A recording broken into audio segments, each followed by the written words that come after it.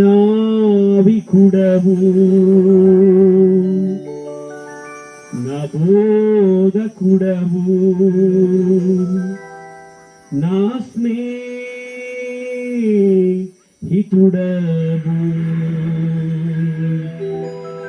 చప్పట్లు కొడుతూ పాడదాం. రండి రండి రండి రండి పరిశుద్ధాత్ముడా, రండి రండి రండి రండి పరిశుద్ధాత్ముడా, రండి రండి అందరూ పరిశుద్ధుడా, రండి రండి రండి రండి పరిశుద్ధాత్ముడా, పరిశుద్ధాత్ముడా స్వాగతం దేవా, పరిశుద్ధాత్ముడా స్వాగతం దేవా. నాయకుడవు నావికుడవు నా బోధకుడవు నా స్నేహితుడవు, నాయకుడవు నావికుడవు మా బోధకుడవు మా స్నేహితుడవు. ఆరాధన ఆరాధన ఆరాధన ఆరాధన ఆరాధన ఆరాధన ఆరాధన ఆరాధన ఆరాధన ఆరాధన ఆరాధన ఆరాధన. ఒక నిమిషం అందరూ రెండు చేతులను పైకి లేపి చప్పట్లు కొడుతూ పాడతాం. రెండు చేతులను పైకి లేపి చప్పట్లు కొడుతూ పాడదాం. దేవుని ఆరాధించుదా, దేవుని స్తుతించుదా, దేవుని గణపరచుదా. బలముగా వీచే గాలి ఓలే ఆ హృదయములోకి రండి దేవా, బలముగా వీచే గాలి ఓలే ఆ హృదయములోకి రండి దేవా, రండి రండి రండి రండి పరిశుద్ధాత్ముడా, రండి రండి రండి రండి పరిశుద్ధాత్ముడా, రండి రండి రండి రండి పరిశుద్ధాత్ముడా, రండి రండి రండి రండి పరిశుద్ధాత్ముడా, పరిశుద్ధాత్ముడా స్వాగతం దేవా, పరిశుద్ధాత్ముడా స్వాగతం దేవా.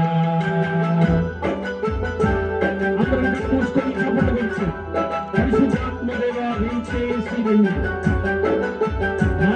రండి, నాలోనికి రండి, మా గుండపల్లి గ్రామమును ఆశీర్వదించండి. ఈనాడు మేము వినబోతున్నటువంటి వాక్యాన్ని దీవించండి దేవా. చప్పట్లు కొడుతూ దేవుని ఆరాధించుగా అందరూ కలిసి వెళ్ళారా. అగ్ని జ్వాలల వంటి నాలుక ఓలే మా పెదవుల పైకి రండి దేవా. అందరూ అగ్ని జ్వాలల వంటి నాలుక ఓలే ఆ పెదవుల పైకి రండి దేవా, రండి రండి రండి రండి పరిశుద్ధాత్ముడా. తగ్గులా రండి రండి పరిశుద్ధాత్ముడా, నీకే స్తోత్రం, రండి రండి నీకే మహిమ పరిశుద్ధాత్ముడా, ఘనత రండి. చప్పట్లు దేవుని ఆరాధన కళ్ళు మూసుకొని పరిశుద్ధాత్ముడా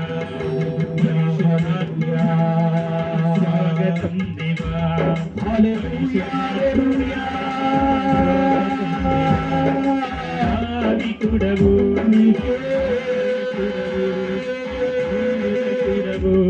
ఆరాధన, నావికుడవు రండి దేవా, బోధకుడవు స్నేహితుడవు, రండి రండి రండి పరిశుద్ధాత్ముడా, రండి రండి పరిశుద్ధాత్ముడా, రండి రండి రండి రండి పరిశుద్ధాత్ముడా, రండి రండి రండి పరిశుద్ధాత్ముడా. ఆరాధన ఆరాధన ఆరాధన రండి నాయన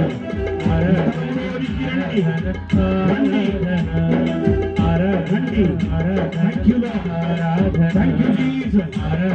Thank you, Holy Spirit.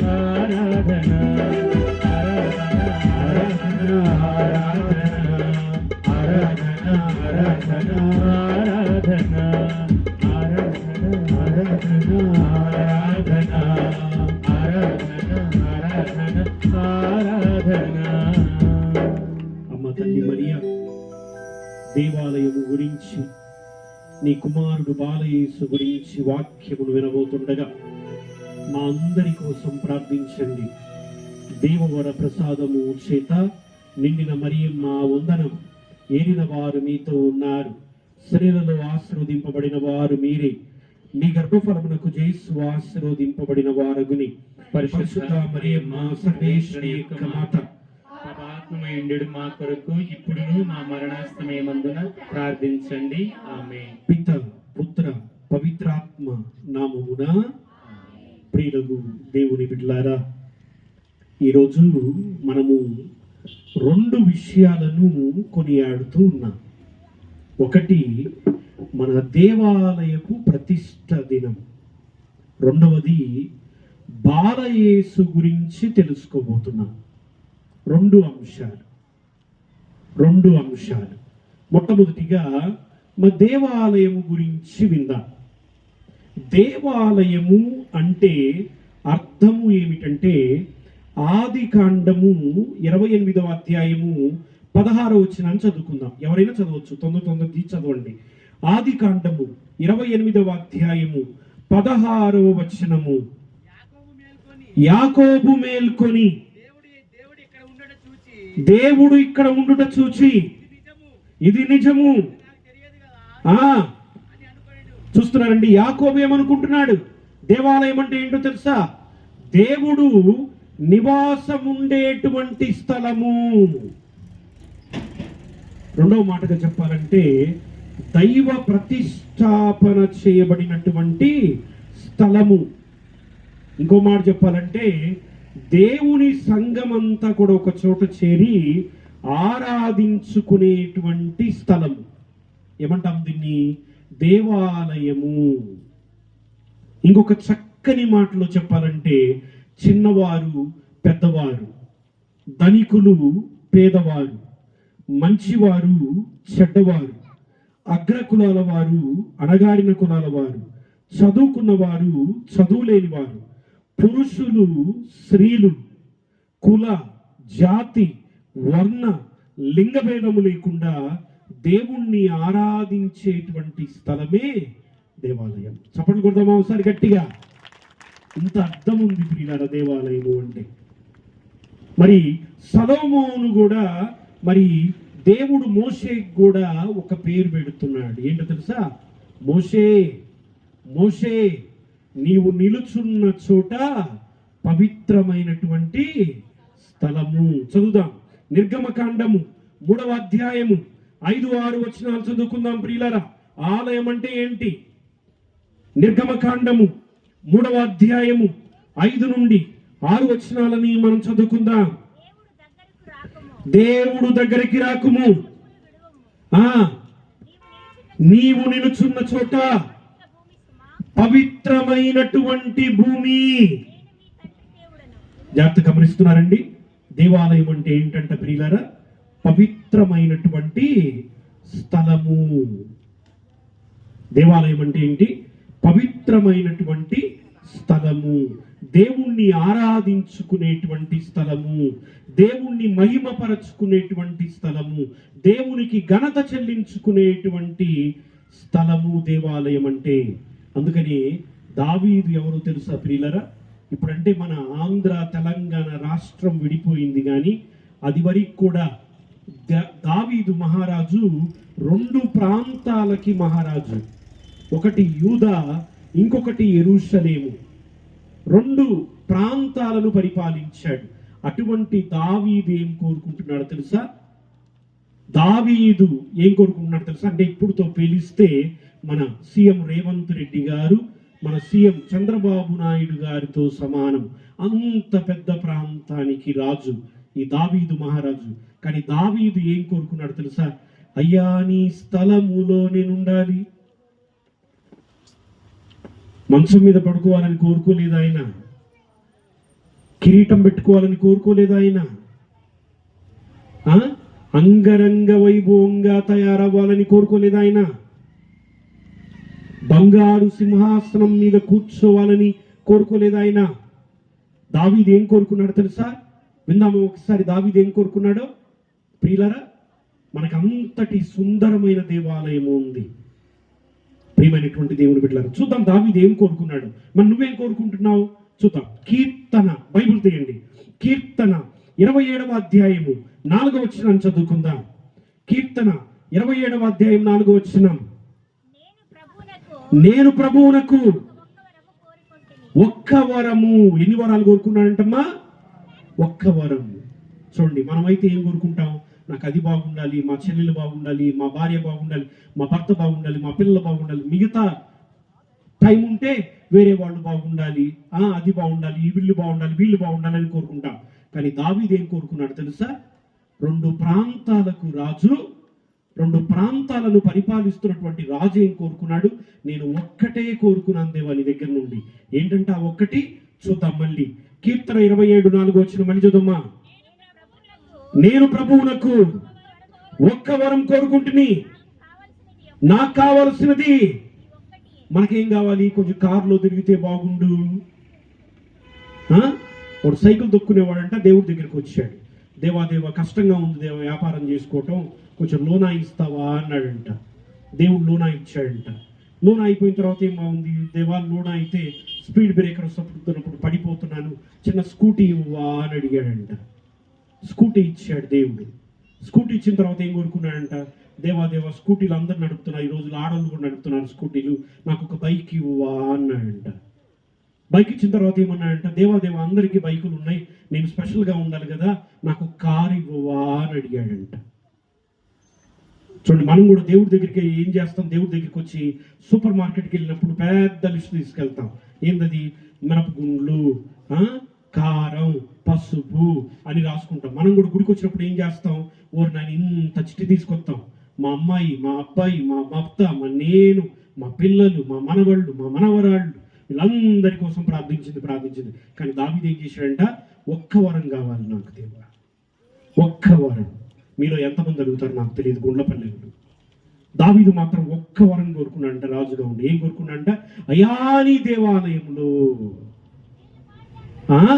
అయానీ దేవాలయంలో. మనకంత సుందరమైన దేవాలయం ఇచ్చాడు ప్రియులారా. ఇందాక నేను రాగానే మీ గుళ్ళోకి వెళ్ళాను. నేను మీ గుండ్లపల్లి గుళ్ళోకి వెళ్తే నాకు అట్లనే కూర్చోవాలనిపించింది ఆ గుళ్ళు. మరి ఎంతమంది దేవుని ఆలయంలోకి వచ్చి మరి దేవుణ్ణి ఏం ప్రార్థిస్తున్నారు? ఆ గుడిలో కూర్చుంటున్నావు. చూడండి, దావీదు ఏమడుగుతున్నాడు? ఒక్క వరాన్ని కోరుకున్నాను. ఏంటా ఒక్క వరం అంటే? చూద్దాం, చదవమ్మా. నా జీవిత కాలం అంతయు ప్రభు మందిరమున వసింపవలైనని చూస్తున్నారండి, నా జీవిత కాలం అంతయు, ఏమో ఎన్నెళ్ళు బతుకుతారు నాకు తెలియదు, 30, 60, 70, 80, 90 నాకు తెలియదు. ఈ సంవత్సరాలన్నీ కూడా అయ్యా నీ మందిరంలో నేనుండాలి. ఎంతమంది ప్రార్థన చేశారు? ఆదివారం గుడికి రావాలంటేనే చాలా కష్టపడుతున్నాం మనం. ఎంత కష్టపడుతున్నాము. పట్టణాల తర్వాత కొందరు, ప్రసంగం అయిపోయిన తర్వాత కొందరు, కదా? అవును కదా? మరి దావీదు ఏం కోరుకున్నాడు? దేవా ఒక పూజ కాదంట, నా జీవితకాలం అంతయు నీ యొక్క ఆలయంలో నేను ఉండాలి. నీ కోరిక ఏంటి మరి ఈరోజు? దేవుడు చూడండి దేవాలయం గురించి ఎంత గొప్పగా చెప్తున్నాడు. ఇంకొకటి చెప్తాను మీకు నేను. ఇంకొక చోట దేవుడు దావీదు ఏమంటున్నాడు తెలుసా దేవాలయం గురించి? విందా. కీర్తన 84:10 వచనం చదవమ్మా. కీర్తన 84:10 వచనం. కీర్తన 84:10 వచనం. అంగిలీలలో 1000 దినాలు గడిపిన దానికంటే, గమనించండి, టీవీల ముందల ఏమ్మా బాతాకానీలేసుకొని చాలా ఇష్టం మనకి. చదువు మాత్రం రాదు. మరి టీవీ సీరియల్ ఎట్లా అర్థమవుతుంది నీకు? టీవీ సీరియల్ ప్రార్థన చేయమండి, నాకు చదువు రాదండి. టీవీ సీరియల్ ఎట్లా అర్థమవుతుంది నీకు? కదా? దావీదు చూడండి ఏమంటున్నాడు? నీ ఆలయములో, ఒకసారి విందామా. అన్యుల ఇళ్ళలో ఆలయానికి రావడానికి ఎంత అదృష్టం ఉండాలో తెలుసా ప్రియులారా? దేవుడు దావీదు ఈ విషయమును గమనించి ఏమంటున్నాడు తెలుసా ఆలయం పట్ల? చూద్దాం, కీర్తన 84:10 చదవండి. అన్యుల ఇళ్ళలో 1000 నాళ్ళు గడిపిన దానికంటే, 1000 నాళ్ళు గడిపిన దానికంటే నీ మందిరమున ఒక్కరోజు వసించుట మేలు. గట్టిగా చప్పట్లు కొడదామా అందరం? గట్టిగా చప్పట్లు కొడదామా? దేవా 3 సంవత్సరాలు సీరియల్ చూసిన దానికంటే గుండ్లపల్లి గ్రామంలో 1 గంట కూర్చోవటం దేవాలయంలో ఎంతో ఆనందం. ప్రియులారా, దావీదు ఏం కోరుకుంటున్నాడు? అన్యుల ఇండ్లలో. అన్యుల ఇండ్లు అంటే మనం ఏమనుకుంటాం? దేవుని తెలియని వాళ్ళు కాదు, దేవుని తెలియని వాళ్ళు కాదు అన్యుల ఇండ్లు అంటే. ఎవరు తెలుసా అన్యుల ఇండ్లు అంటే? ప్రియులారా, అన్యుల ఇండ్లు అంటే ఎవరు తెలుసా? ఇదిగో టీవీలు, ఇదిగో సినిమాలు, ఇదిగో